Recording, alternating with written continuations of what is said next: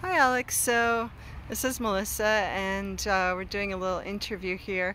So I'm wondering about what your background is, aside from being a storyteller. Sure.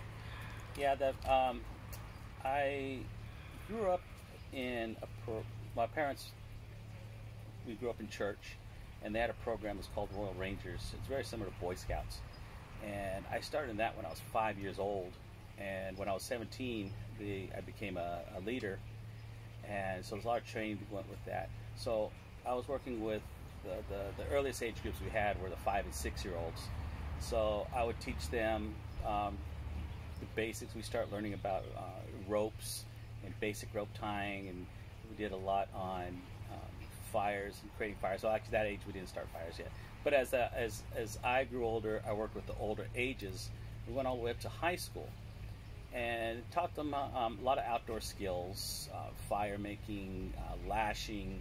We did games and recreation, and eventually our goal was for these young boys to become leaders themselves and start teaching this stuff and take leadership roles also within the church. And so that was a lot of my upbringing at first when I started.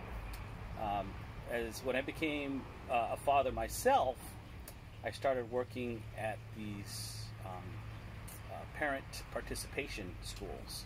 So with my daughter, and the parents have to participate in the school, and we had tasks and assignments we would have to do to help keep the curriculum moving forward and teaching the students. Then when I got to elementary school, my daughter was in kindergarten, I started doing the same thing at the schools. I found out that learning how to make fires and teach how to make fires and teach how to make knots translated into the school, and now was able to write curriculum and write lessons for the students. But now we're doing ancient Rome, we're doing robotics, and I don't know, I had about 20 different subjects that we eventually did, because every year I would do something different.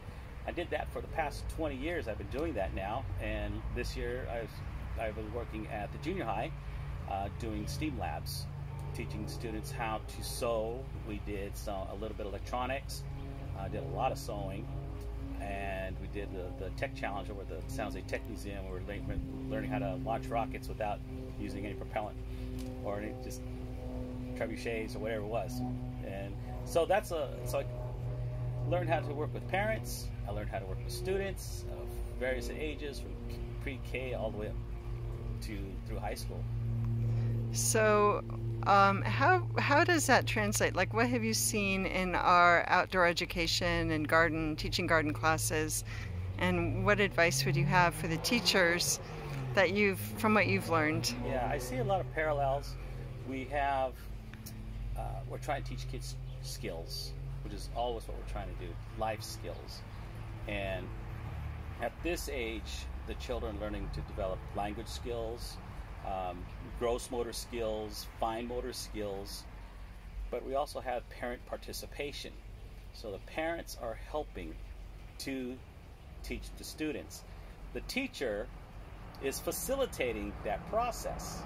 So the teacher is trying to create, or needs to create, an environment where the parent is teaching their child how to do things. So the number one I would always recommend, I made this observation in the classes that we've done, is children are typically about this tall. Parents are this tall.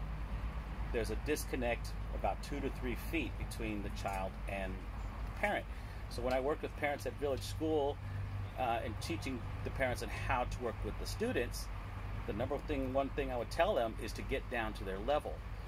And that meant getting on your knees. So I would kneel. Whenever I met with a student, I would kneel down on my right knee, and I'd be eye level with the student. At that level, the student can see you eye to eye, which engages you with the student. They can hear you, so they can hear you much clearer, so they can follow instructions easier, and they feel more comfortable talking to you, and they can ask you questions if they don't understand. They feel a lot more comfortable with you. So that was a number thing I would recommend. Also, when you get with the student or the child, sometimes with the younger ones, they don't quite have the skill. They don't know how to, they're going like this to try to hold safety scissors, and they can't get it. So you get your fingers and you manually show them how to do it, and it's called hand over hand. You put your hand over their hand, and I teach the parents how to do this with the child and how to work the scissors. And the child gets it, and after a while they go like this and say, don't help me anymore, I can do this by now. And that's where they've learned. That's where we want to get to. And so getting at the child's level and using the hand over hand, those are the two techniques I always teach parents when they're working with students. And how do you see this playing out outdoors in our gardens? Well, outdoors, it's fun, and the students have no problem getting their hands dirty. They get in there with the shovel and the spade, and they're in the dirt. The parent should get down and get their hands dirty too.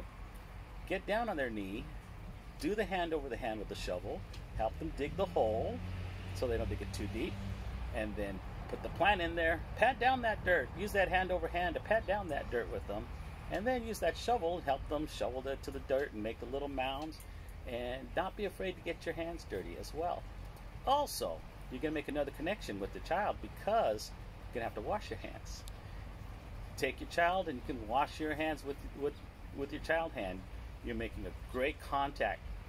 We want to develop that relationship between the child and the parent, because they're only going to be there for a few years, a couple of years really, not very long, and then that parent and that child is going to move on. But we want them to move on with the relationship, because in 3 to 4 years that child's not going to remember that time in that classroom. They're going to forget, but the parent will not, and the parent's going to remember that, and they're going to carry that skill with them, hopefully the rest of the time as that child goes to kindergarten, 2nd grade, 3rd grade, junior high. If they have established that relationship early enough, they can carry that, and when they get to the young teenager, they'll have a relationship built up enough that they can maintain their communication when the most difficult time comes, and come from there. So we want to teach them a lifelong skill into building that relationship, and I think that's where we can start. Yeah, I agree. And I think outdoors is a great place to do that. Yes. Always, yeah. All right. And it's a lot of fun to play. Yeah. Thank you.